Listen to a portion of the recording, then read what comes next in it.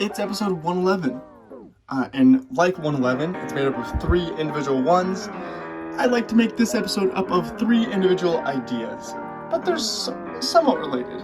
Let's get into it. The first idea regards family. There's been a lot going on in my family recently, just like with some new things happening, brother's girlfriend's moving in with him, some things are changing and progressing, and our family dynamic is changing slightly. I'm in this position and I don't really know what way I want to go, or I'm struggling to pick a direction. I should ask my parents what they think they would do if they were themselves, but in the same position I am in. Just where would their mind be at if they were in my position? And I'm so glad I asked both of my parents this question. It was both at the 2 different Mexican restaurants in my small town. I'm so glad I asked them this question because they gave me some great thoughts. They both kind of carried the same message of make a decision and stick with it. But they had different reasonings for why they got there. My mom sort of ran me through her time when she was younger, and she had to come to a juncture where she had to make a decision. And she had to decide whether to go to Chicago with all of her friends and where there'd be a lot more opportunity, or stay in Indiana and pick probably the more safe route and just make it the more logical decision. She really told me that she sort of just weighed the pros and cons and thought about what makes sense, what is here for me, what is there for me, what are my options? And from there, after weighing the pros and cons, she was able to make a logical decision. And my dad kind of carried a similar sentiment. And he referenced a time where he'd gotten probably the best advice he thinks he's ever gotten. It was from a former boss when he worked at a hospital in college, and he was trying to decide whether he wanted to go into medical field or into law, which is crazy that he was trying to make that decision. I've never even considered either of those as like an option for me, which is kind of interesting. And the guy simply said to him, whatever you do, you'll probably be good at it, and you will probably be fine if you go with it. But once you make a decision, stick with it and don't look back. And that was the big thing, and that was the message that my mom kind of also repeated. Like, once you make a decision, you gotta go with it. Because once you've decided down a path, you're down that path. So you should commit to it and try and push it to the fullest and push it as far as it will go. And shouldn't waste time looking back about, I should have done this. Oh, what if I did this? What if I did this here and change things up? Because you can't change things up. It's only what's in front of you in that moment that you really should be focusing on. And this was really good to hear because it reminded me that there is no right or wrong answer, really. And I can choose something and try it out. And even if I fail at it, it's okay. Because they both mentioned that even if I do decide to do something or move somewhere drastic and it falls apart and everything just goes haywire, I can always just come back here, which I don't want to, but knowing that is an option is okay, that I can go out there and try something new and it maybe fall off the tracks. I can still come back to square one and try again. And that is the blessed position I am in as a young person.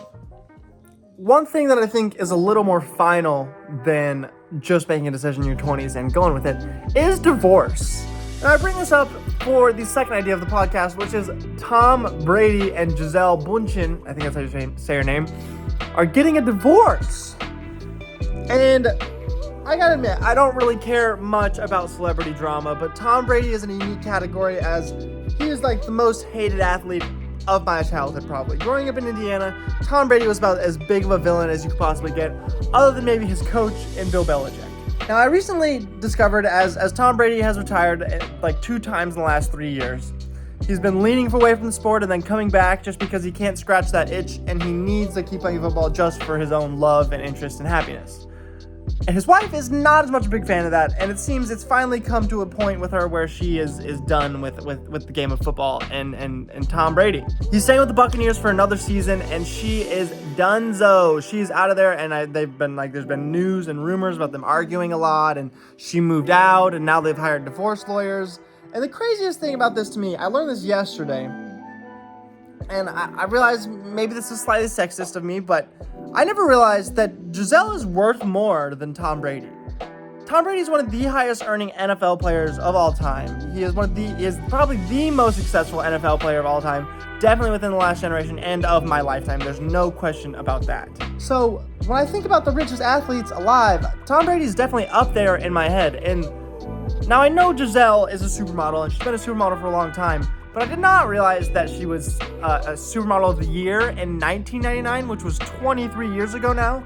So if she was Model of the Year in 1999, she's been around. And she's been in the scene for a long time. And she has made stacks. She is worth an estimated $400 million, whereas Tom Brady is worth just a measly baby boy, puny baby shark, $250 million. Oh, broke boy Tom. Really struggling out here. I don't know where I'm going with this, but I noticed that recently, and this is this thing that's been going on, and something that struck me. It's kind of wild. I'll wish you all the best, Tom. I kind of wish you would retire, but also you make the sport of football more interesting. So I don't really have strong opinions. I guess I didn't realize how much of a power couple they really are. But now for what is probably the most important power couple in my life at this current moment, and a couple that I really hold very near and dear and are very, very important to me. That couple is Stefon Diggs and Lamar Jackson. They are two NFL players, and they are on my fantasy team. They both are some of the highest scoring players in fantasy this year. At one point, they were number 1 and 2 in fantasy scoring for the whole season. And it's likely that they could get back to that point again because they're both high-scoring players, and they have been carrying my fantasy team so far this year. I don't want to go on and on about my fantasy team because I know it quickly gets boring, but I joined this league with my friend Gage and John. When I joined this league, I was like, cool, I'll be in a league with my buds. It'll be a fun time, and I enjoy fantasy football, and obviously I'm competitive, so it'll help me scratch that itch. When I joined the league, I noticed that John and Gage, my two friends that I knew in the league, were on the same team. And that kind of pissed me off. It kind of irked me. And I was really bothered by that because I was like, I wanted this to be like a buds against buds kind of thing. But they're teaming up? That's a weak ass move.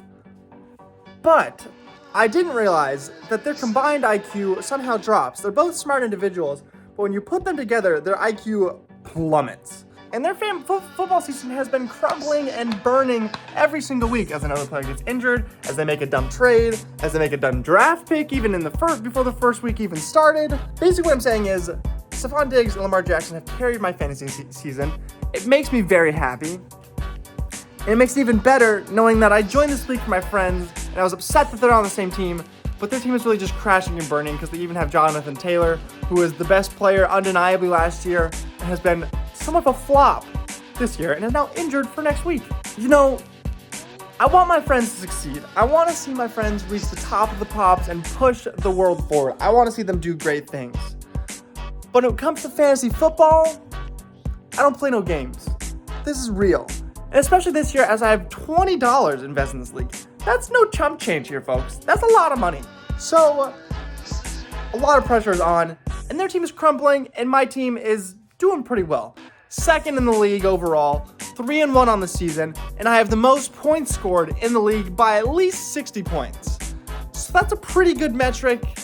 Let's just hope all my players stay healthy. The week 10 is going to be rough for me. That's my bye week, and like half my players are out.